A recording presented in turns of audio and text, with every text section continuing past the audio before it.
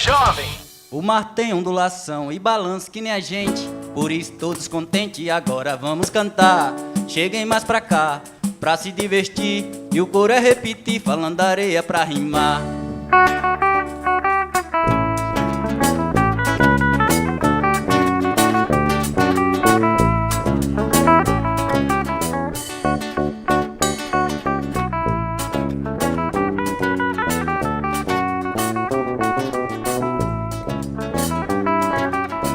Areia do mar, areia. No mar tem areia, areia. Areia do mar, areia. No mar tem areia, areia. Areia do mar, areia. No mar tem areia, areia. Areia do mar, areia. No mar tem areia, areia. No mar tem tempestade, no mar tem calmaria. O mar é misterioso de noite e também de dia. Pescador tem tanta história dessa vida pra contar. Ele areia as panelas com a areia do mar. Areia do mar, areia. No mar tem areia, areia. Areia do mar, areia. No mar tem areia, areia.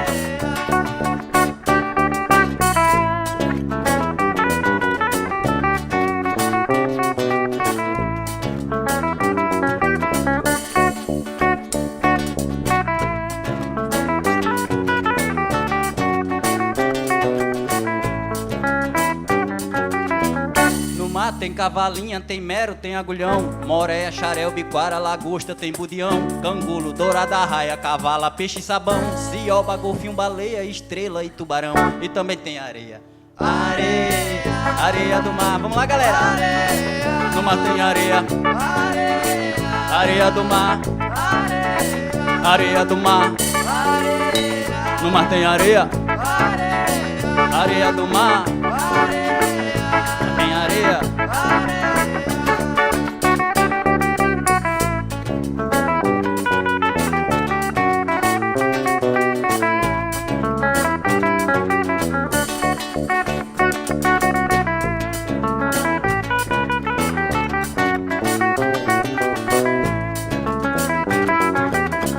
No mar tem caranguejo, coral, bagre, baiacu, peixe, boi, tartaruga, galo, polvo e paru. Na areia tem as sereias, lugar bom para ficar, admirando as ondas deitadas na beira do mar.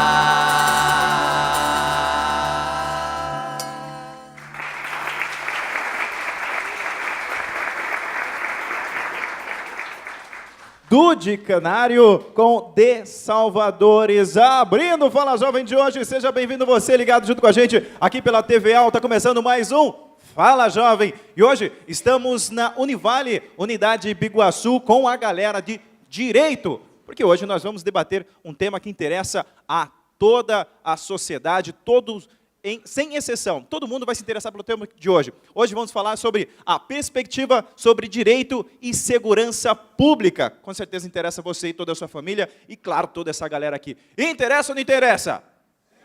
Aê, quero ver a animação, quero ver vocês participando junto com a gente aqui também, viu?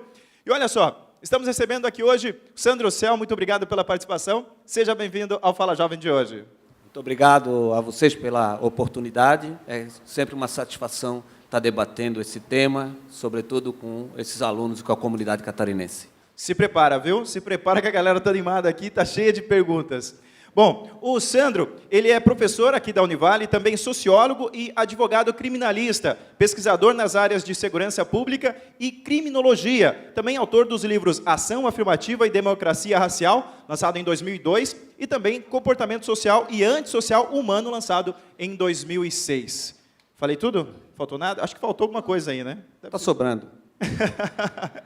Bom, recebendo também aqui a Fernanda Martins, muito obrigado. Seja bem-vinda também ao Fala Jovem de hoje. Muito obrigada, o prazer é meu. É uma satisfação imensa estar ao lado do mestre Sandro Cel, aqui discutindo com a comunidade e, principalmente, com a Universidade Univale, que é uma satisfação para mim muito grande estar aqui hoje. Para você também, se prepara, hein? O programa tem 1 hora de duração e vão ser muitas questões levantadas aqui hoje. Olha, a Fernanda, ela é professora da Univale e da Unesc, também advogada criminalista, especialista em ciências penais, mestre em Direito na área de Teoria Filosofia e História do Direito. Também participa aí de vários grupos de pesquisa sobre criminologia e o sistema penal brasileiro. E aí? Está curtindo o Fala Jovem? Está só começando? Se prepara, porque agora tem muitas questões que vamos levantar sobre perspectiva sobre direito e segurança pública. Se interessou? Então fica ligadinho junto com a gente, que a partir de agora está no ar o nosso Fala Jovem. Hoje fazendo parte aí da 29ª semana de iniciação científica da turma de Direito aqui da Univale Biguaçu. Bom, Sandro, explica para a gente um pouco desse evento e qual a importância desse evento para a Univale. Olha, esse evento é um evento que se repete a cada semestre, que é o momento especial em que os alunos vão apresentar as suas pesquisas, a conclusão de suas pesquisas, em que nós trazemos outras pessoas também para debater com a comunidade acadêmica. Afinal, aqui a intenção, nesse momento da Univale, é essa, né? Congregar pesquisa, diálogo com a comunidade, em suma, é promover esse clima aqui de evolução científica, que é o que nós objetivamos. O Fala Jovem hoje falando sobre a perspectiva sobre direito e segurança pública. E olha só para você ter uma ideia, o conjunto de leis mais antigo que se tem conhecimento em relação à segurança é o Código Hammurabi, que é um monumento monolítico talhado em rocha, datado aí de 1700 a.C., foi encontrado onde hoje é o Irã, em uma expedição francesa em 1901. Bom, e de lá para cá, muita coisa mudou. E no artigo 144 da Constituição de 88, diz o seguinte: segurança pública, dever do Estado, direito e responsabilidade de todos. Bom, pedi para o professor comentar um pouco essa frase, o que ela significa. Olha, a segurança pública é a atividade básica e fundamental do Estado. Todas as teorias que tentam fundamentar do porquê que nós vivemos em comunidade dizem, em algum momento, que o mínimo que o Estado pode fazer é controlar a violência, para que a gente tenha uma vida melhor em comunidade. Essa prescrição da Constituição, ela diz que não só o Estado deve estar empenhado na busca pela segurança, que é o dever garantir, mas que também segurança pública não é um assunto de exclusividade do Estado. É um assunto que interessa a todos e que todos são chamados a participar dele. Não existe segurança pública sem segurança e participação cidadã. Bom, Fernanda, e, na sua opinião, a Constituição ampara a segurança pública?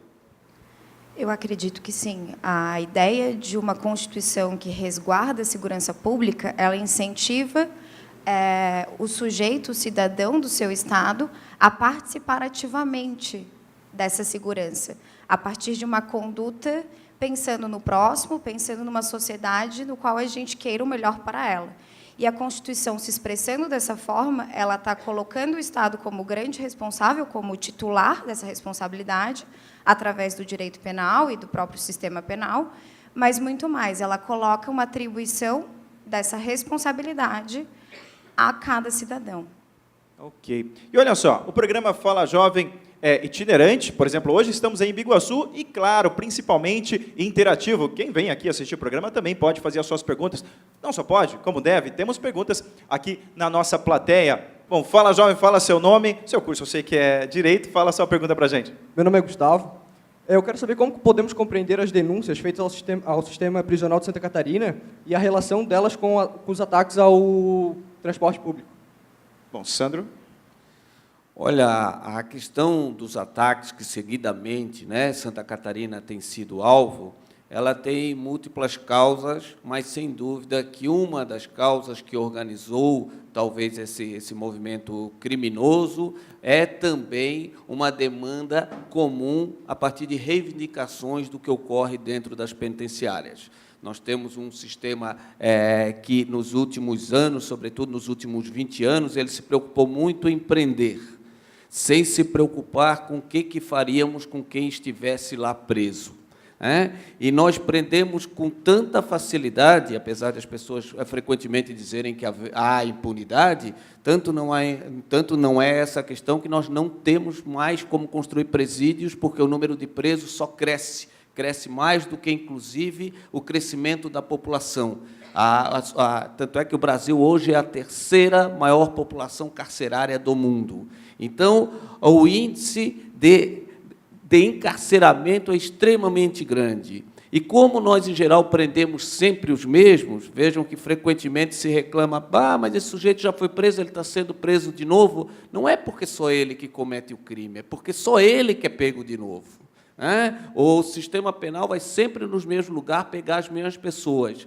E eles acabam já ficando tão acostumados ao mundo prisional que, de um lado, eles perdem o medo de estar lá dentro. Para eles, hoje, vira a segunda casa. De outro lado, eles descobriram que, a partir de lá, dá para montar a sua vida e os seus negócios. Terceiro, descobriram que o Estado, pelo próprio caos que gerou, pelo número excessivo, ele não tem controle sobre o que acontece lá dentro, eles passaram a ter o controle. Então, veja, hoje o problema do sistema prisional não é porque nós prendemos pouco, é porque nós prendemos mal. Tanto é que hoje o principal problema de Santa Catarina não é porque as pessoas não estão presas, é porque as pessoas estão presas de forma inadequada. Não é à toa que as ordens para os ônibus, etc., vêm de dentro do sistema penitenciário. Como, então, pensar nesse sistema penitenciário? Se ele não funciona nem para os que estão lá dentro, como é que nós podemos falar que o problema é os que estão lá fora?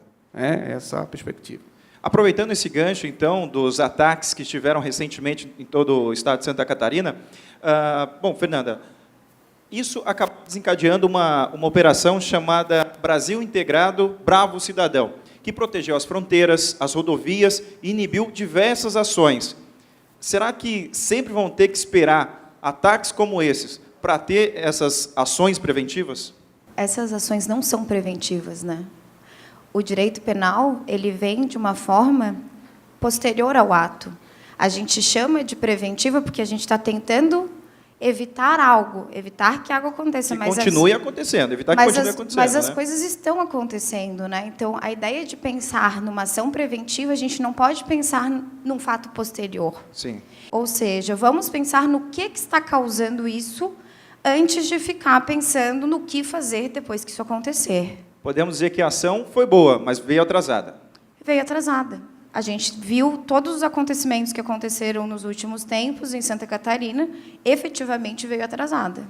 Bom, e pensando justamente nessa comunidade carcerária tão alta que tem no Brasil, o que pode ser feito para se evitar que aumente ainda mais? Ou quais as soluções para os que já estão lá? O que o Estado deve fazer? Olha, às vezes a gente tem que ser humilde e reconhecer que há mundialmente uma dificuldade de saber o que se faz. A única coisa que a gente sabe com certeza é que o nosso sistema prisional não tem contribuído para diminuir a criminalidade. Não é à toa que ninguém quer penitenciária perto da sua casa, não é à toa que ninguém se sente mais seguro porque vem aumentando seguidamente a população carcerária.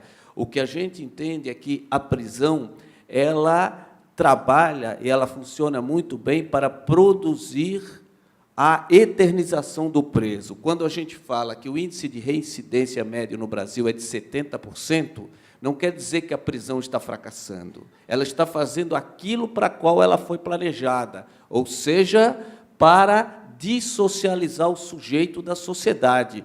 Veja, se eu tenho um filho que agride muito outras crianças, imagine que eu quisesse resolver o problema assim, eu vou pegar o meu filho, vou botar ele num quarto com mais 5 crianças com problema de agressividade. Depois de 5 anos, vou ver se ele ficou melhor. Aí, meu Deus, não ficou? O que está acontecendo? Veja que eu é que não estou bem certo. Então, nós estamos insistindo num modelo que é fracassado. O que nós teremos que perguntar é por que 30%, apesar de tudo convidar você para ser reincidente, ainda conseguem não ser reincidentes. Veja, o que surpreende é esses 30%. Por quê? Porque lá dentro, em geral, a única forma de você ter uma cama, a única forma de você ter direitos é você se associando a um grupo criminoso. O Estado, hoje, tem o criminoso como atravessador. Esse atravessador que está em todo o país, ele não veio do nada. Ele veio para vender aquele serviço que o Estado não dava. Então, veja, quando o sujeito vai preso, finalizando, a primeira coisa que o Estado faz é já criminalizar toda a família dele. Então, se a sua avó vai lá visitar, ela vai ter que se agachar diante de um espelho, sem roupa, vai ter que fazer mais do que um exame ginecológico, porque se presume que todo mundo naquela família é criminoso. Isso vai fazendo com que todas as pessoas de fora vão abandonando aquele sujeito. E quem é que vai adotá-lo? Os próprios criminosos. Hoje, a prisão serve, sobretudo, para organizar os criminosos. Então, a resposta à sua primeira pergunta era prender menos. Nós temos que focar naquelas pessoas cuja liberdade é a nossa prisão. Pessoas que cometem crime com violência ou grave ameaça à pessoa. Temos que parar de gastar 30% das vagas com um traficantezinho de porta de boate, que, quando ele vai preso, a única coisa que a vítima dele quer é arrumar outro fornecedor. E arruma rápido. Exatamente. E quer reposto rápido. Então, Sim. nós estamos enxugando gelo, gastando muito dinheiro e aumentando a criminalidade. Bom, Queira ou não, estamos aumentando a criminalidade e também aumentando essa sensação de insegurança. Porque quem é trabalhador, quem é de bem, tem esse medo de sair de casa, esse medo de sair na rua à noite, esse medo de sair da faculdade em horário que não tenha um policiamento na rua, enfim. Quais são os maiores desafios, por exemplo, em relação à segurança pública, para tentar diminuir essa sensação do cidadão, do trabalhador de insegurança? Eu acho que essa pergunta ela é bem ampla, né? Porque o sistema penal ele está numa situação tão complexa, e a questão da insegurança, que vai muito além do sujeito trabalhador, do cidadão de bem. Essa insegurança permeia tanto os sujeitos da sociedade que a gente está falando de uma relação do sujeito que sai de uma sociedade, é segregado e, mesmo assim, é captado dentro de um sistema penal por um grupo, por alguma facção, para poder sobreviver dentro desse sistema. Ou seja, a insegurança ela vai muito além das nossas vias, dos nossos olhos, né? Sim. Então, assim, a tua pergunta ela é bem complexa no sentido de que, sim, vamos pensar, então, do que a gente pode fazer agora. Né? Temos Esquecendo um pouco o sistema prisional. Estamos pensando que a gente vive numa sociedade que tem essa característica, o que a gente pode fazer? Cada vez mais, em vez de ficar investindo em segurança pública, digamos, nesse sentido, a gente teve os dados recentes do Anuário de Segurança Pública, né, que mostrou quanto é que a gente gasta com isso.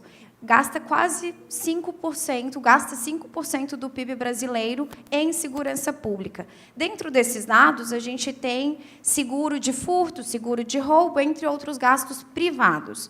Se o Estado começa a pensar o quê? A gente tem um problema de segurança nessa região. O que eu posso fazer nessa região?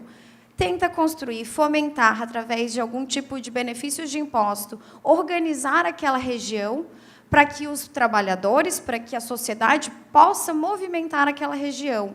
O movimento de pessoas é o que quebra com a insegurança. Onde tiver iluminação, onde tiver gente transitando, quanto mais gente a gente colocar no espaço público, mais seguro esse espaço público é. Porque qual é a questão que a gente tem colocado também? Estamos investindo demais nos espaços privados e deixando a segurança, que faz parte do exercício do cidadão, à mercê do Estado.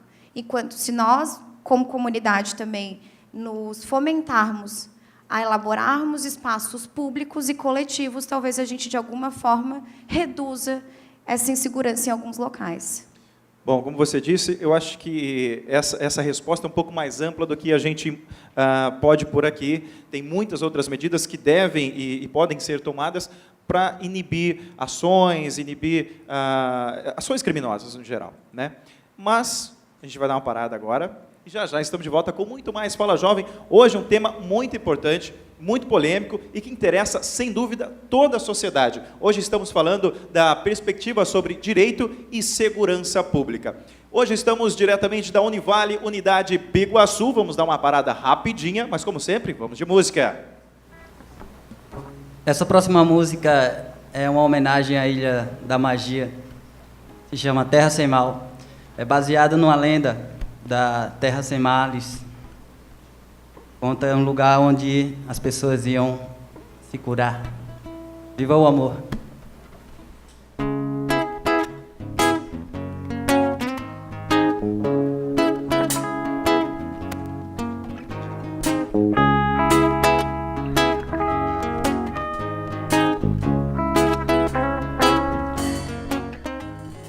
Boca da noite, escuta que bom, bruxos felizes fazendo um som. Hora dos anjos, atenção fiéis, acendam as velas, incensos também, emanem as boas vibrações, emanando as boas vibrações. Espalham sem luzes, amor e perdão. A vida melhora se unirmos as mãos com harmonia. Na festa, a boca da noite, com harmonia. Na terra, eu moro em um lugar legal. A magia é natural. Moro em um lugar legal. A magia é natural. Terra sem mal, terra sem mal, terra sem mal, terra sem mal. Amém.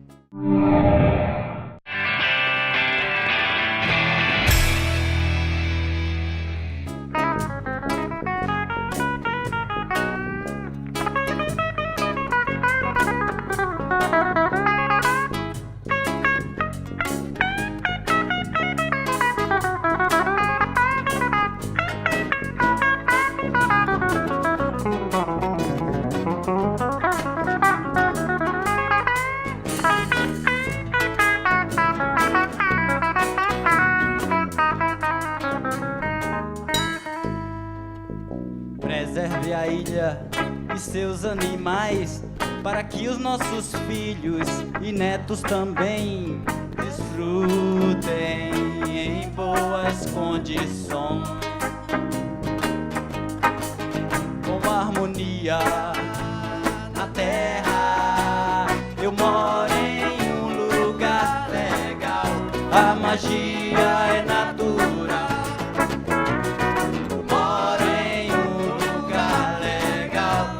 Magia é natural.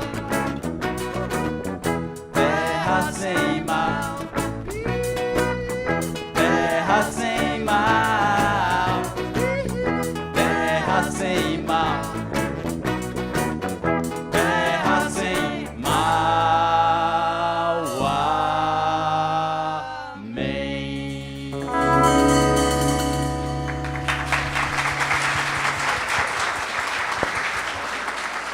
Du de Canário e de Salvadores. Bacana o som, gostei, cara. Um reggaezinho, né? Maneiro, show de bola. Daqui a pouquinho tem mais aqui pra galera, viu? Daqui a pouquinho também vamos bater um papo com a galera para você que está curtindo o som saber mais sobre ele, saber onde encontrar também. E hoje o Fala Jovem está diretamente da Univale, Unidade Biguaçu. E hoje estamos tratando sobre a perspectiva sobre o direito e a segurança pública. E você, aí quer levar o Fala Jovem para a sua cidade? É muito fácil, entre em contato com a nossa produção pelo 48-3221-2890 ou nos mande um e-mail producal@alesc.sc.gov.br. Esses endereços que estão aparecendo aqui na sua tela, que com certeza nós vamos fazer um programa aí na sua cidade, um Fala Jovem, com o maior prazer. Será uma honra, com certeza, e até aí com você fazer um programa, um Fala Jovem na sua escola, faculdade, universidade, enfim. Entre em contato com a gente, com certeza vamos com toda essa galera, né, nossa produção toda aí para a sua cidade. E olha só, a gente está falando hoje sobre um tema que interessa a todo mundo. E aqui na nossa plateia temos perguntas, como sempre, a galera sempre querendo tirar as dúvidas. Fala, jovem, fala seu nome e a sua... Levanta para a gente, por favor. Fala seu nome e a sua pergunta. Boa noite, meu nome é Henrique. A minha pergunta é, qual é o papel de nós, de cada um de nós, na construção da segurança pública? Bacana, valeu, Henrique. Bom, começando com o Sandro, qual que é o papel de cada um para tentar aí melhorar a segurança pública? Bom, vai, claro, depender do conceito de segurança pública que a gente tenha, né? Em geral, a gente sempre coloca segurança pública contra determinado tipo de ameaça. E onde é que isso é gestado? Em grande parte, a gente fica sempre se preocupando, como a professora Fernanda falou, com essa possibilidade mais reativa de fazer alguma coisa, de punir quem já fez, né?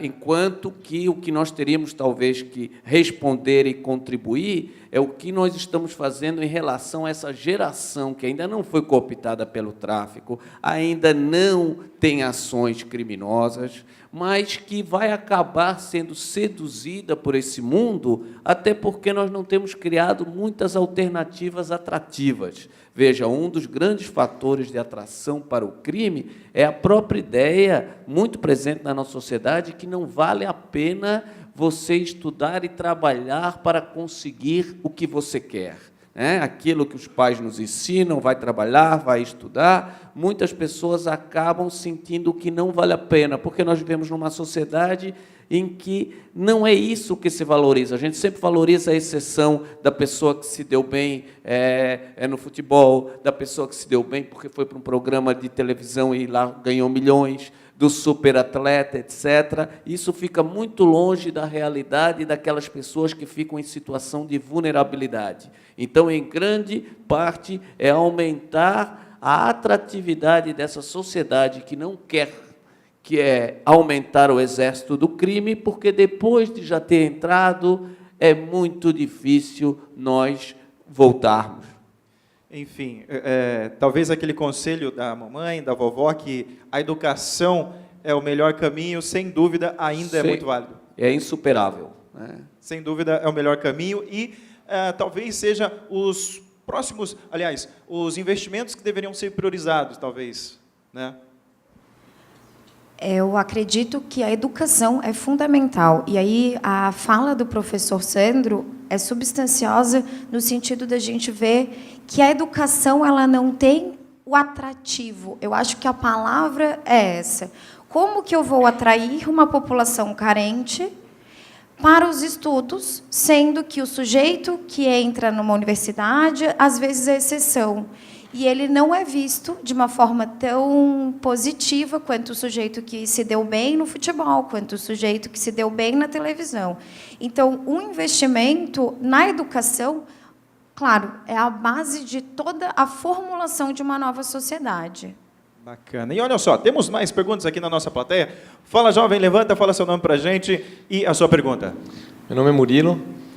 Geralmente, quando se fala em segurança pública, aparece o tema direitos humanos. Eu queria saber, na visão dos professores, qual a relação desses dois temas. Bom, essa eu quero ouvir dos dois. Sandro, pode começar. Sim, sem dúvida, em geral se fala de direitos humanos como um problema, né? Os direitos humanos como praticamente algo que já se definiu favoravelmente a um dos lados, que seria o criminoso. Os direitos humanos são praticamente o parceiro do crime, né? Bom, a ideia básica dos direitos humanos é a ideia de que o ser humano ele tem algo que é intrínseco, que é a sua dignidade. Ele não pode, o tratamento que nós dispensamos para ele, o tratamento legal, não depende do que ele faz. Ninguém precisa ter mérito para ser tratado como humano, e nada que você faça lhe tira o direito de alguém não lhe tratar como humano. Justamente é isso que os criminosos fazem e é isso que nós reclamamos. Quando um criminoso vai lá, estupra, mata alguém, ele está desumanizando alguém. Quando nós estamos com o discurso dos direitos humanos no outro lado, nós dizemos, não, nós não somos iguais. Nós acreditamos tanto que o ser humano não pode passar por isso, que nem para um sujeito como você nós vamos abrir a exceção. Então, muitas vezes, nós dizemos, quando morre um policial, por que vocês não estão lá visitando o policial? Primeiro que as comissões de direitos humanos não visitam casa de ninguém, do criminoso e coisíssima nenhuma. É porque quando morre um policial, quando morre um advogado, quando morre um juiz, toda a sociedade se reúne para ir atrás. Agora, quando quem morre é um criminoso, era como se aquela morte estivesse prevista na legislação. Os direitos humanos, hoje em dia, são, sobretudo, observadores das leis do país. Não existe pena de morte. Quem disser que existe está sendo criminoso. Se alguém acha que não precisa respeitar o criminoso, o seu lugar é no esquadrão da morte e não na polícia ou em qualquer outra organização, porque nós vivemos num Estado de direito. Então, a luta dos direitos humanos hoje é muito banal. É a luta pela afirmação dos direitos já consagrados. Então, quando a gente chega lá nas comissões de direitos humanos, eu sei que lá tem os sujeitos, é claro que está com pena, leva para você, eu não, eu sei que ele não é um sujeito legal para viver com ele. Mas nem por isso, eu também não quero viver com tigre, não quero viver com leão, não quero viver com esses bichos, ou com esses outros humanos, mas eu tenho que reconhecer a humanidade dele, porque é a única forma que eu tenho de até marcar uma fronteira e poder reprovar o comportamento dele. Senão, nós só mudamos de time. Quem é mais bandido? Hoje, esse discurso da matança de criminoso é justamente o que facilita o arregimentamento de crianças pobres na favela, porque o pai foi morto, o irmão foi morto pela polícia, então eles caem para um lado. Então, justamente, o Estado tem que se diferenciar pelo quê? Vocês podem até ser criminosos, mas nós somos profissionais. É essa a grande luta, talvez de forma simplificada, dos direitos humanos, que não é compactuar com os criminosos, é repudiar quem desumaniza, tenha ele cargo oficial, ou seja, um ladrãozinho comum. Bom, Fernando, é claro que eu também vou querer ouvir a sua opinião em relação a essa pergunta também. Gente, eu preciso responder algo mais depois do que o professor Sandro falou. Concorda com tudo? Concordo com tudo, mas eu acho que a gente tem que acrescentar a essa ideia que os direitos humanos eles estão absolutamente envolvidos à ideia de segurança pública, porque como é que eu vou me propor a uma segurança que se diz pública se eu quero privar dos direitos humanos, que são para os humanos, ou seja, para toda a sociedade, para todo o público, um direito. Um direito que é igual para todos, ou seja, não importa se esse sujeito, se ele é deficiente, se ele é da sociedade de bem, se ele é um preso, se ele é negro, se ele é pobre. A ideia é de que os direitos humanos vieram para fundamentar, num pós-guerra, a ideia de que nós somos uma sociedade formada por sujeitos iguais, com oportunidades diferentes. E essa ideia que os direitos humanos, quando vêm resguardar o lado do preso, faz mostrar que, sim, apesar de que o sistema, de alguma forma, exerce uma função diferenciada na aplicação do exercício do direito penal, nós aqui vamos resguardar a função de, pelo menos, humanizar a sua prisão. Porque se nós nos tratarmos como vocês nos trataram, tratar o criminoso como o criminoso nos tratou, eu estou fazendo absolutamente o mesmo exercício. Bom, temos mais perguntas aqui na nossa plateia. Fala, jovem, fala seu... Não precisa levantar, pode ficar sentadinho mesmo. Qual é o seu nome e a sua pergunta? Meu nome é Vinícius Rosa. Eu queria saber sobre a proibição do comércio de armas, sendo que ele é ineficiente internacionalmente. Por exemplo, a Inglaterra, quando proibiu a venda de armas, a violência aumentou em 35%, e no Brasil não é diferente. Essa proibição não seria uma afronta ao direito de autodefesa do cidadão de bem, sendo que o bandido consegue essa arma em qualquer lugar? Só completando o que ele falou, em 1997 começou essa campanha do desarmamento, com a lei restritiva. Em 2003 foi sancionada a lei proibitiva, que a intenção era realmente diminuir o índice de criminalidade, mas não teve tanto sucesso. Não foi bem assim que funcionou. Qual que é a opinião de vocês em relação a essa proibição da população estar armada? Bom, em primeiro, assim, os números sobre a eficácia ou não da diminuição de armas, eles são muito questionáveis. Temos que lembrar que é uma das indústrias mais poderosas do mundo e que há uma briga, assim como hoje a gente vê uma briga sobre várias outras coisas, se o amianto é tóxico, se o amianto não é tóxico, tudo que nós temos muito dinheiro envolvido, os números são muito difíceis de precisar. O que nós sabemos é o seguinte: o Brasil é um país que tem uma legislação bastante restritiva em relação à arma. Ela restringe, de alguma forma, o criminoso? Restringe. As pessoas pensam que não, mas restringem. Vejam, por exemplo, 30% das armas que são utilizadas em roubos são armas de brinquedo ou armas que não funcionam. Sabe por que são armas de brinquedo ou armas que não funcionam? Porque não é tão fácil assim conseguir uma arma como se diz. 90% das armas que os criminosos utilizam no Brasil para cometer crimes são armas fabricadas no Brasil. Não é o problema da fronteira. As pessoas sempre pensam numa metralhadora, numa R-15, mas isso não é o que faz o crime do dia a dia. Mas pode ser que aí nós tenhamos um direito à autodefesa, mas a grande questão é: esse direito não bota em risco o outro. Eu estar com uma arma no meu carro, um dia que eu esteja nervoso, a arma é um negócio tão irreversível. E a questão principal é a seguinte: veja, a arma para a segurança pessoal no porte, ela é uma ilusão. Ela é uma ilusão porque a pessoa sempre pega como quem mais morre são os policiais, não tenha dúvida, fora do horário de serviço que eles estão armados. Em 50% dos confrontos de policial sozinho, eles levam a pior, 50% os outros. Isso o policial treinado, que está com a arma de prontidão. O que é a arma de prontidão? A arma está municiada, prontinha, é só pegar e sair. Você não vai pegar os seus filhos na escola com a arma assim. Você vai esconder a arma. Porque se você não tiver a arma bem escondida, bem protegida, vai acabar o seu filho se matando, alguém se matando com ela. Então, a arma para a defesa, a arma, como a gente diz, ela é um ótimo instrumento para ataque e péssimo para a defesa, porque é o criminoso que escolhe a hora. A analogia não é a do policial. Ele não vai esperar uma hora que a arma esteja pronta. Se você for uma pessoa prudente, a hora que ele lhe atacar, você vai dizer: e a minha arma está bem guardada porque eu tenho criança pequena. Então, há uma grande ilusão de que a arma vai lhe trazer mais segurança. Esse é o principal fator. O segundo, só para finalizar, é o chamado fator armas. Várias pesquisas americanas mostraram que o simples fato de você entrevistar alguém sobre questão de segurança e botar uma arma na frente dele, faz com que a resposta dele seja mais agressiva.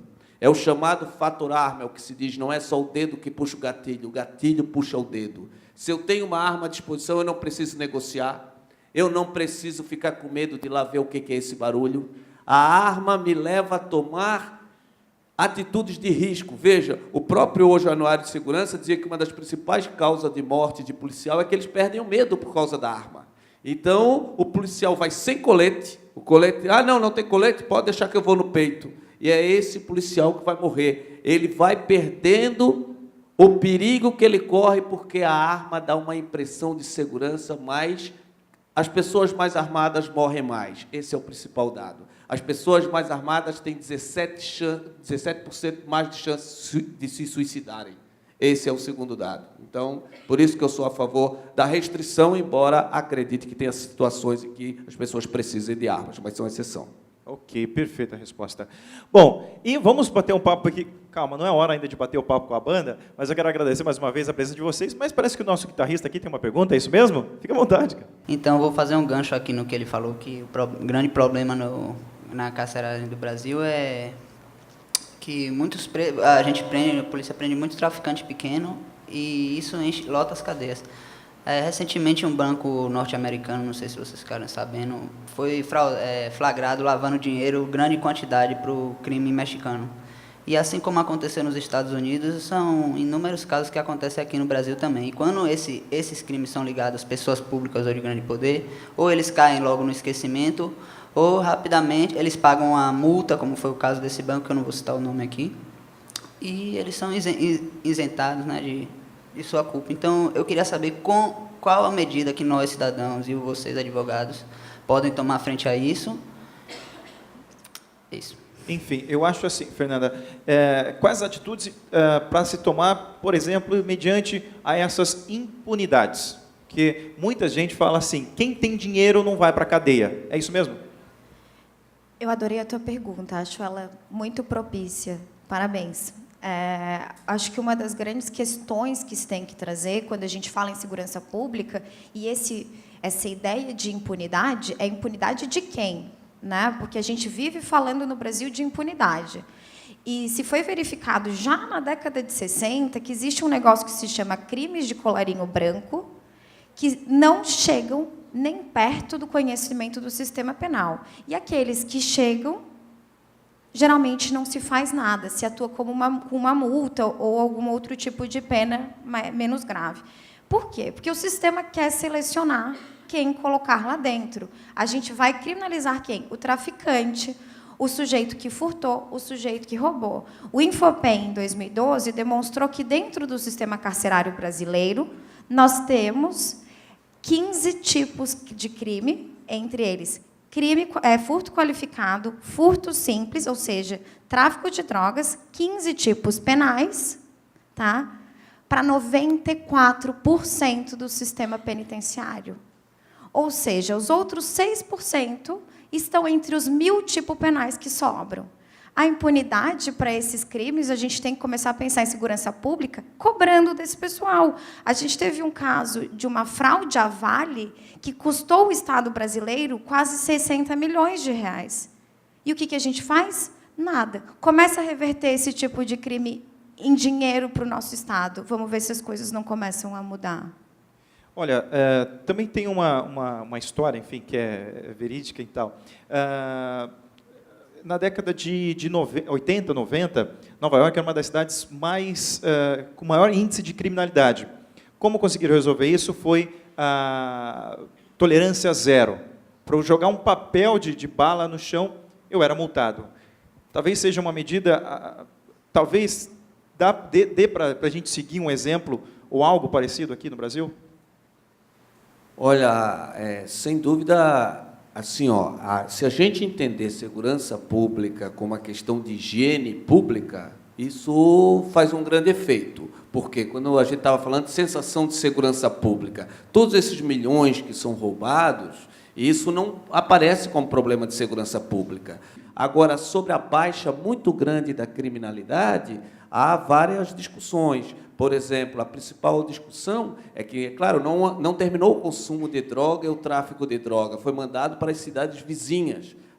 A polícia foi toda concentrada em Nova York e grande parte dos traficantes foram para Nova Jersey e cidades dos arredores. O segundo ponto que foi fundamental é que o que baixou, e não baixou só em Nova York, baixou nos Estados Unidos praticamente todo nessa década, o crime, que é, sobretudo, que tinha tido um aumento vertiginoso por causa da entrada do crack. O crack é uma droga que não era vendida pelos mesmos traficantes que vendiam as drogas tradicionais. E o que mais atrapalha a segurança pública, a sensação, é quando entra uma nova droga com um novo fornecedor que tem que disputar espaço, então eles começam a se matar. E que, no final, se a gente for ver volume de crime final do ano, não tinha grande diferença. Ok. E olha só, a gente vai dar uma paradinha rápida, mas já estamos de volta com Fala Jovem. Como sempre, a gente vai de música do Di Canário e de Salvadores aqui pra gente. Valeu pela presença. Agora, claro, vamos ouvir aquele som. Hoje, diretamente da Univale, Unidade Biguaçu. Vamos de música. Sempre sinto seu olhar, sempre vejo seu amor. Sou o único a favor, por favor que lhe cedi. Não me venha com histórias mal contadas, com seus contos de fadas, com desculpa esfarrapada. Sempre fui o seu amor,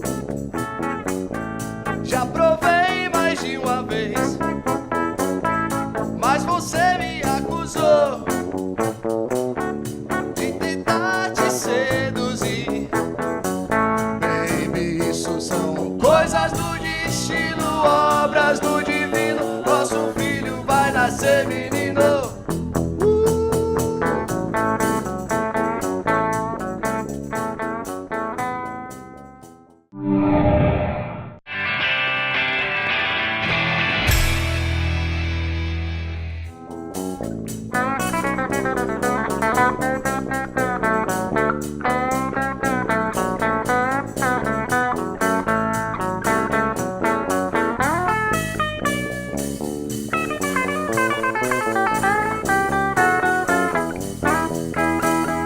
Baby, quando estou com você, as coisas sempre esquentam. Minha vontade é de te ter, te beijar e te ver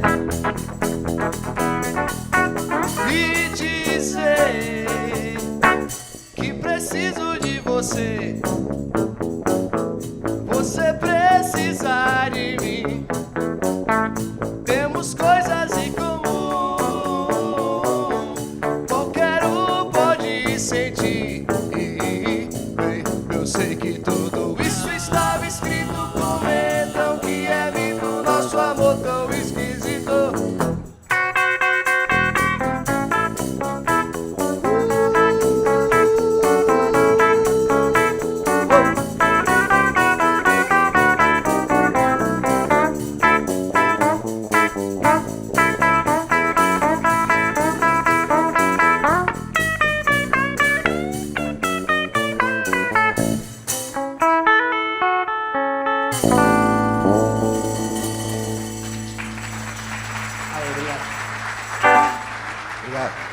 Show de bola de Salvadores. Parabéns, valeu, show de bola a música, hein? E olha só, hoje estamos na Univale, aqui em Biguaçu, falando sobre a perspectiva sobre direito e segurança pública. Lembrando que o Fala Jovem é uma iniciativa da Escola do Legislativo, deputado Lício Mauro da Silveira, em parceria com a nossa querida TVAL, transmitido para todo o estado de Santa Catarina. E olha só, nós estamos falando, principalmente, claro, que chama mais atenção, é sobre segurança pública. E interessa tanta gente, mas tanta gente mesmo, que nós fomos até Joinville, a maior cidade do estado de Santa Catarina, para saber a opinião das pessoas na rua. O que elas acham sobre a segurança pública. É eficiente? Não é? O que está faltando? Roda aí. Como dissemos, estamos em Joinville, a maior cidade do estado de Santa Catarina. São mais de 500 mil habitantes. E uma população assim tão grande, as reivindicações são inúmeras. Saúde, educação, saneamento básico e, claro, o tema do Fala Jovem de hoje, segurança pública. E eu quero saber das pessoas aqui na rua o que elas têm a dizer sobre isso. Vamos saber? Vamos lá.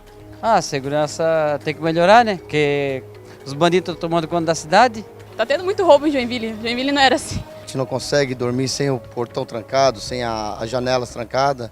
Ainda que eu moro na periferia, mas é lá na periferia que eu gostaria de ver a segurança, né? Principalmente nos bairros, a gente vive inseguro. A gente sai do emprego, a gente não tem segurança para chegar até em casa, colocando fogo no ônibus. Questão de dentro da cadeia sendo mandado, né? O pessoal, a gente fica um pouco de insegurança, né? As próprias pessoas têm que ter mais consciência e vai do caráter de cada uma, né? Não adianta só aumentar o policiamento e o caráter das pessoas não mudarem, né?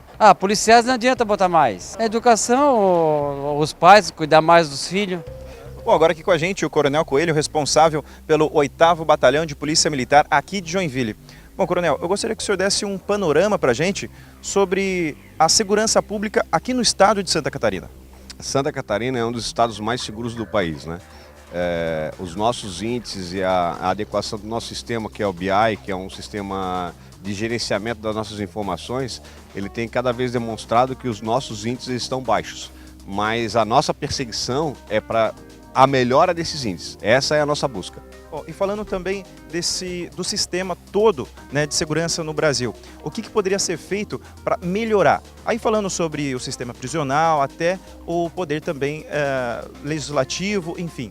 O que pode ser feito daqui para frente a médio e longo prazo para que esse sistema venha cada vez melhorar e atender cada vez mais, ou 100% aí, os anseios da sociedade?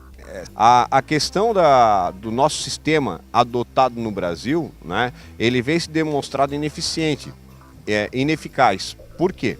Porque você setoriza, você compartimentaliza demais as ações. O que nós temos que perceber é que nós temos que ter um sistema mais ágil, tanto por parte do sistema de segurança pública, que são as polícias, Polícia Civil, Polícia Militar, as guardas municipais, como do sistema prisional, do sistema judiciário. Ou seja, o sistema que era para ser mais humano, ele é mais criminoso com o cidadão. E o outro fator é que se hoje nós aparelharmos a estrutura de segurança que aparece, que o cidadão reclama da polícia militar, porque é a polícia fardada, é aquela que está mais próxima, que ela está em mais quantidade, é aquela que resolve todos os problemas da comunidade, é o cachorro que está machucado na via, é a briga de marido e mulher, é o problema da pensão, é o barulho, é a Polícia Militar que é chamada, não é nenhuma outra instituição. É a única instituição de Estado, é o único aparelho de Estado que está em todos os municípios. Então é a nós que as pessoas recorrem e é de nós que elas reclamam mais eficiência, porque nós somos aquela primeira resposta. A Polícia Civil não tem efetivo suficiente.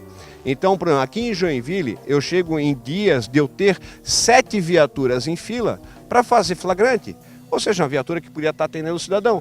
O sistema prisional também não comporta a necessidade que tem do sistema de segurança de deixar as pessoas reclusas. Mas nós vamos a um outro fator, que é a questão da educação. Tudo bate na educação. Então o Brasil ele tem que passar por uma reflexão de que ele tem que ter duas situações que teriam que andar paralelas. Primeiro, uma educação de qualidade. Hoje as pessoas chegam à universidade sem conhecer o sistema político, que é o princípio básico de cidadania.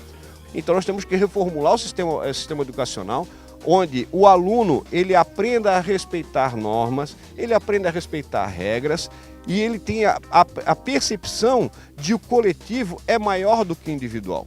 Bom, e para a gente fechar então, eu acho que o que a gente pode dizer, aliás, o que o senhor pode dizer para as pessoas, que a gente conversou com bastante gente nas ruas e, claro, muitas estão insatisfeitas com o sistema de segurança estadual, nacional, enfim, no geral. O que dizer, então, para essas pessoas?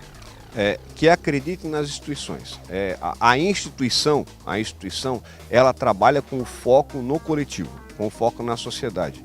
Mas, ao mesmo tempo que as pessoas reclamam, o que a gente vê são as pessoas participando menos de decisões. Quando você trata de segurança, as pessoas falam, elas verbalizam, mas quando você tem eventos que vão tratar daquele assunto de segurança, a quantidade de pessoas que vão participar daquele evento são menores.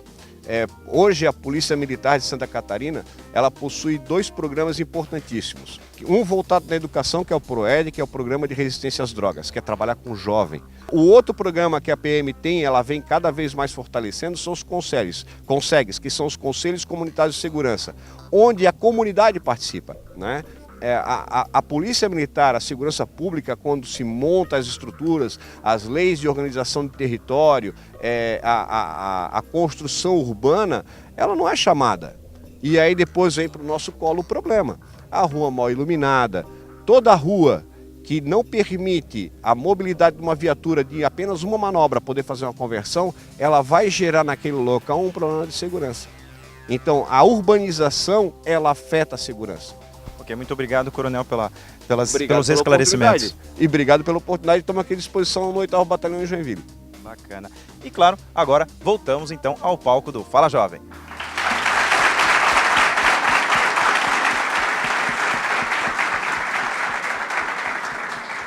Olha só, realmente deu para ver que nem todo mundo, ou quase ninguém, pelo menos que a gente entrevistou nas ruas aí, está totalmente satisfeito com o serviço de segurança pública, pelo menos aqui no estado de Santa Catarina. Então, fica aqui o nosso apelo para que se olhe mais sobre esse tema, que se debata mais sobre esse tema. E o Fala Jovem tem essa iniciativa de trazer o público aqui também para participar, para fazer pergunta, para fazer parte do programa. Afinal de contas, vocês não vêm aqui só para assistir, né? Vocês querem tirar dúvida também. E temos perguntas aqui na nossa plateia. Fala, jovem, levanta, por favor, fala seu nome e a sua pergunta para a gente. Boa noite, meu nome é Diogo Walker, sou do 6º período. Pergunta especial para o professor Santos do Céu. No último dia 5 de outubro, né, a nossa Constituição completou 25 anos, 26, aliás. E um dos temas mais recorrentes agora, nos últimos tempos, principalmente em decorrência das manifestações, né, vem sendo debatido nas universidades, artigos científicos, né, nas revistas especializadas, é a questão da militarização da segurança pública. Né. Muito se fala em desmilitarizar. Eu queria perguntar para o senhor se o senhor, como advogado, como jurista, professor e principalmente como cidadão, ainda acredita na necessidade de se ter um soldado com um fuzil na rua? Professor, fica à vontade. Bom, essa questão é uma questão bastante difícil, às vezes, a gente debater, porque nós temos, a Polícia Militar hoje é a principal polícia que nós temos no Brasil, e é claro que, do ponto de vista, vamos dizer, doutrinário, de concepção, ela, como força auxiliar do Exército, ela é pensada para combater inimigos. Então, há uma confusão aí entre forças armadas, praticamente, e segurança do cidadão. Há 10 anos nós falávamos em unificação de polícia, e hoje nós temos tantas polícias que ninguém mais entende. Antes o cidadão ficava no dilema, isso é com a polícia civil ou militar, agora é com a civil, com a militar, com a guarda municipal, com a segurança privada. Então, acho que mais do que hoje militarizar ou desmilitarizar, a tendência é essa, é desmilitarizar, como fizeram outros países, mas é, sobretudo, que modelo de polícia adotar. Por enquanto, o que nós sabemos é que a polícia militar está cada vez mais parecida com a polícia civil, querendo fazer investigação, agora o tribunal diz que ela pode. A polícia civil está cada vez mais militar, de uniforme, vestida de preto, fazendo operação especial. Uma polícia quer ser a outra, mas nenhuma a gente sabe o que elas querem ser afinal. Então, as polícias estão em crise e é uma crise da sociedade. E olha só, hoje quero agradecer a presença de vocês, a galera do curso de Direito aqui da Univale. Mais uma vez, sejam bem-vindos ao Fala Jovem e temos perguntas aqui na nossa plateia. Levanta, jovem, fala seu nome para a gente e a sua pergunta. Fernanda. E, professor, o senso comum diz que o Estado não tem que gastar dinheiro com bandido. Então, investir no melhoramento do sistema carcerário não gera voto. E não é prioridade do Executivo. O que dá para fazer para mudar essa perspectiva? Então fica à vontade, Sandra. Okay. Bom, sem dúvida que a penitenciária acaba tendo aquele caráter do lixo social, né? Ela produz, vejam que ela, da forma como ela é colocada, todo mundo quer que sejam mais pessoas presas, mas, ao mesmo tempo, que a maior parte das pessoas queriam mesmo que essas pessoas morressem e desaparecessem. Em grande parte vem do desconhecimento. Quando a gente fala num sujeito que está preso, a gente sempre pensa no estuprador, no serial killer, no matador. Esse não chega a 7% com crimes violentos à pessoa dos que estão presos. A maioria dos que estão presos, e muitos agora, poderiam estar aqui ou já estiveram aqui sentados. São pessoas que não cometeram crimes com violência ou grave ameaça à pessoa. Então, a grande questão é como sensibilizar que ele sai muito caro lá. Veja só, Fernanda, cada vez que eu boto um sujeito preso que poderia não estar preso, eu estou aposentando um sujeito, eu estou pagando mais para ele do que se eu estivesse dando um cargo público. E como ele vai sempre reincidir, em 70% das vezes, eu estou aposentando ele num cargo vitalício. Então, cada sujeito que está preso lá, não se enganem, nós temos que trabalhar mais, pagar mais impostos para pagar. Então, prender errado é a mesma coisa que ter funcionários fantasmas, é a mesma coisa que aposentar mal. Eu quero que sejam presas algumas pessoas, assim como vocês, mas eu não quero que seja preso de qualquer forma, porque isso sai muito caro e é muito ineficaz para a gente. Fernanda, uma outra questão que muita gente que está aqui fora levanta é justamente pôr o detento, né, para trabalhar. A questão do trabalho com o encarcerado, né, requer uma aplicação da sociedade, uma abertura de algumas empresas para o ingresso desses trabalhadores, de alguma forma, desses encarcerados, desses aprisionados, trabalharem. A gente precisa também de outra forma de investimento do Estado, que daí vai muito além da ração que eles recebem, né, do pagamento do alimento, dos cuidados menores, que é em fomentar algum tipo de atributo. Ou ensina o sujeito a fazer trabalhos manuais, ou ensina o sujeito a fazer um outro tipo de serrar algo, esses tipos de trabalho.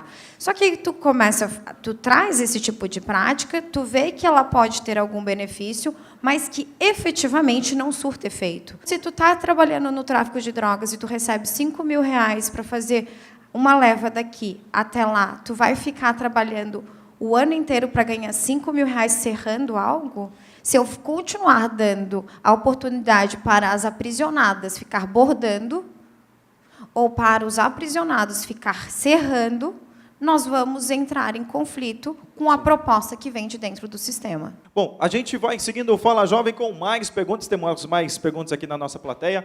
Levanta, fala seu nome e a sua pergunta para a gente, por favor. Meu nome é Michele e eu gostaria de perguntar para a Fernanda, como estamos falando sobre segurança pública, o que ela tem a falar sobre bandido bom é bandido morto?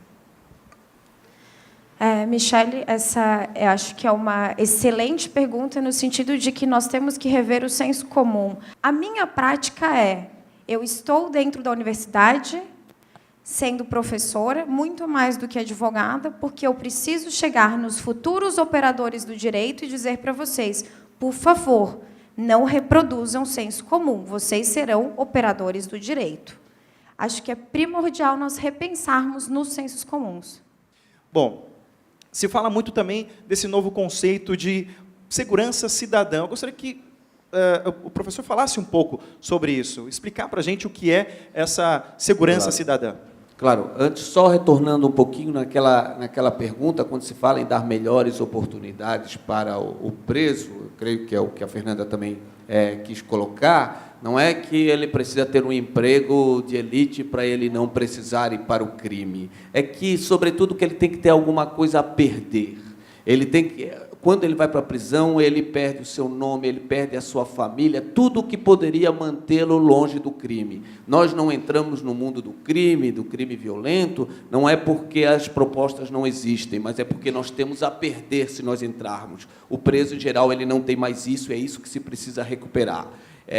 A ideia de segurança cidadã é justamente a parte do princípio de que a segurança é algo que precisa ser construído pela população. Quando se fala em segurança cidadã, é uma segurança que tem a participação também na cobrança desses objetivos. Que tipo de segurança nós queremos? Que modelo nós queremos? Nós queremos um modelo que combata determinadas áreas da cidade, só dá qualquer crise, vamos cercar o morro e está resolvido. Nós queremos uma segurança que nós tenhamos um inimigo identificado, nós queremos tropa de elite, de uma porção de gente vestida de ninja, caindo do teto, eliminando tudo que não se adequa à ordem, ou nós queremos construir um conceito junto com os agentes públicos, porque, afinal de contas, a segurança diz respeito à minha liberdade, diz respeito à liberdade de vocês, e o sujeito armado é um sujeito que tem que ser fiscalizado pelo cidadão. Enquanto que, por exemplo, na chamada segurança cidadã, segurança interativa, segurança comunitária, a parceria e a confiança que se traria para a sociedade seria o próprio cidadão que teria coragem de ir à sua polícia e dizer: me ajuda. Hoje a gente tem essa dificuldade. Então, é isso que nós precisamos recuperar. Parceria, sociedade e polícia, né? Porque estamos do mesmo lado e é por aí que temos que trabalhar. E olha, temos mais perguntas aqui. Fala, jovem, levanta, por favor, fala seu nome e a sua pergunta para a gente. Boa noite, meu nome é Flávio.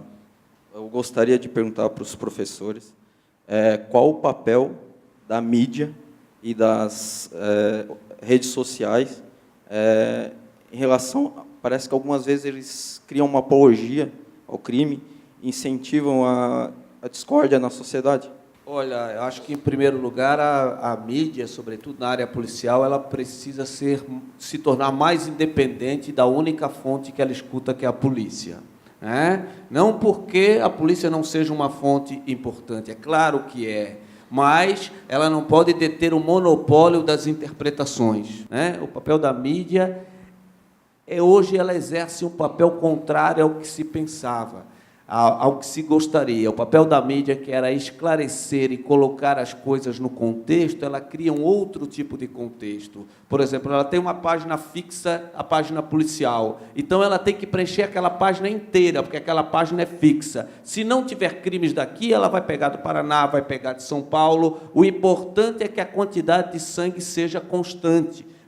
Então, aquilo, o leitor que vai olhando, vai tendo uma ideia que o crime se mantém sempre da mesma forma. O segundo papel é que, como a imprensa também muitas vezes tem medo da repercussão negativa de atacar setores mais de elite que participam do crime, então, naquelas páginas, nós vamos ver sempre o mesmo tipo de pessoas. São sempre tragédias de pessoas pobres associadas ali, porque quando nós temos os chamados desvios, que nem daí, mas é crime, é desvios, eles vão lá para a página política, eles não ficam na página policial. Então, na verdade, aquilo que a gente tem a ideia de que a imprensa estaria refletindo, não, ela está construindo e perpetuando um conceito de crime. O crime é só aquele crime de roubo, furto, aquele crime é constante porque a página está sempre inteira, a foto tem que ser bem medonha, porque isso traz leitores, porque nós temos essa demanda, parece, por violência, é claro, então fica nisso,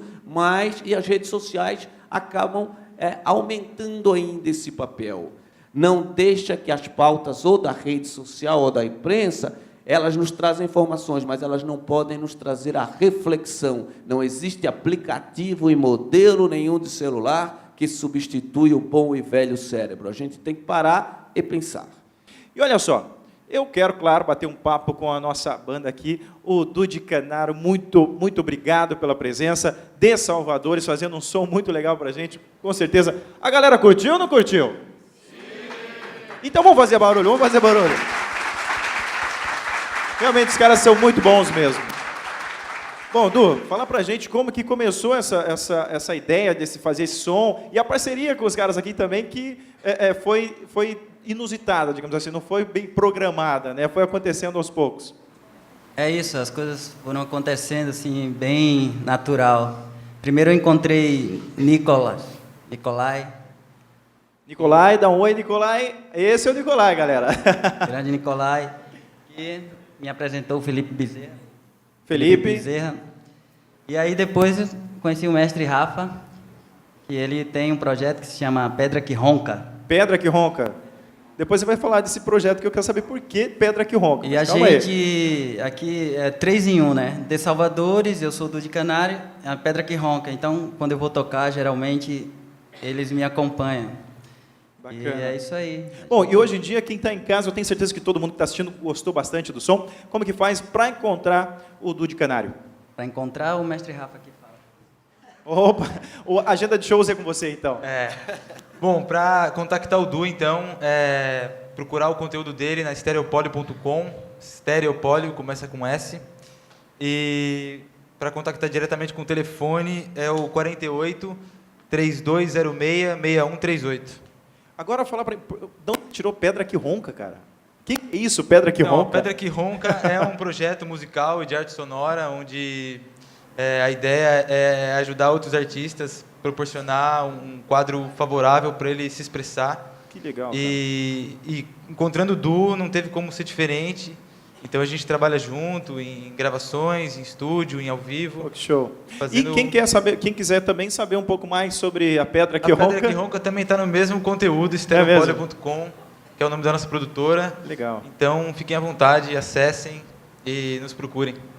Du, parabéns pelo som, gostei pra caramba, cara, manda muito bem. Tenho certeza que a tendência é só crescer e chegar cada vez mais alto. Parabéns, viu? Valeu pela presença aqui no Fala Jovem de hoje.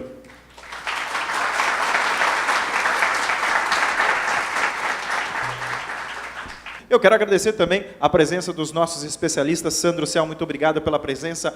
Valeu mesmo, foi muito enriquecedor, tirou muitas dúvidas minha, da galera que veio aqui assistir o programa e quem está em casa também. Muito obrigado, viu? Eu que agradeço muito a vocês, aos músicos que foram excelentes, né? E aos alunos que são sempre maravilhosos aí. A galera sempre agita, sempre anima, sempre faz perguntas, isso que eu gosto. Esse programa é gostoso por causa disso, a energia aqui é 100% positiva. E ao coordenador, ao meu chefe, senão... Tem que fazer aquela média, claro. Bom, Fernanda, também muito obrigado pela presença, viu? Parabéns, ajudou demais também. A gente sabe que os dois aqui são mestres no que fazem. Muito obrigado, valeu pela presença aqui no Fala Jovem. Eu que agradeço a participação, a noite foi incrível, enriquecedora. É sempre bom escutar novas falas e dialogar sobre assuntos que são sempre tão polêmicos e tão necessários para a nossa sociedade, né? Foi um prazer imenso, gente. Obrigada. Olha, eu fico feliz em cada programa que eu saio daqui com conteúdo a mais para mim, porque geralmente, sempre nós temos aqui grandes especialistas e vocês, claro, são dos melhores. Valeu mesmo, viu? E olha só, você aí na sua casa, poxa vida, chegou agora. Não acredito que você perdeu o programa. Então, é muito fácil para assistir novamente o programa ou os outros programas, todos os Fala Jovens já gravados. aqui na TVAL. Então, é muito fácil. Quer assistir de novo? Quer assistir todos que já foram feitos aqui no estado de Santa Catarina, em várias cidades, como a gente vai? É muito fácil. Acesse o site da Agência AL. É agenciaal.alesc.sc.gov.br, clique em TVAL, depois em Programas e em Produções. Lá vão estar todos os programas já gravados e você vai poder conferir este aqui também, novamente, na íntegra, sem cortes. Beleza? Gente, vamos finalizando o Fala Jovem de hoje. Muito obrigado à galera de Direito aqui da Univale. Palmas para vocês. Valeu mesmo. Vocês foram demais. Fala Jovem vai ficando por aqui, mas em breve tem muito mais para você. Claro que, como sempre, a gente vai fechando com música do de Canário e de Salvadores, direto da Univale Biguaçu. Tchau, tchau, valeu!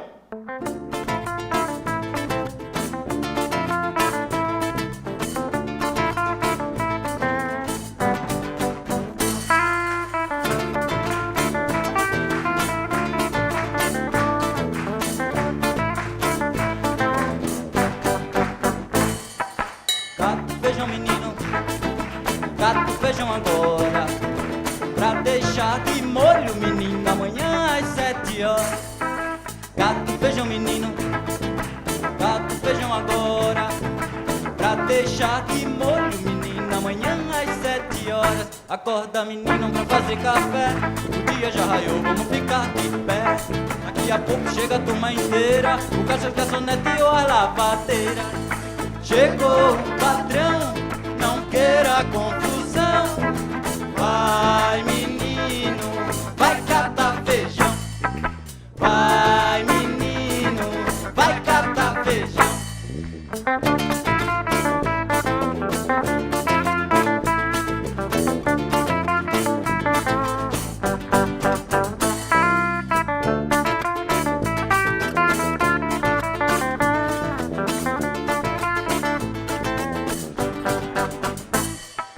Gato, feijão, menino, gato, feijão agora, que é pra deixar de molho, menino, amanhã às 7 horas. Gato, feijão, menino, gato, feijão agora, pra deixar de molho, menino, amanhã às 7 horas. Gato, feijão, menino, gato, feijão agora, pra deixar de molho, menino, amanhã às 7 horas. Acorda, menino, pra vida viver, é crescendo e aprendendo, é assim que vai ser. Vai, menino.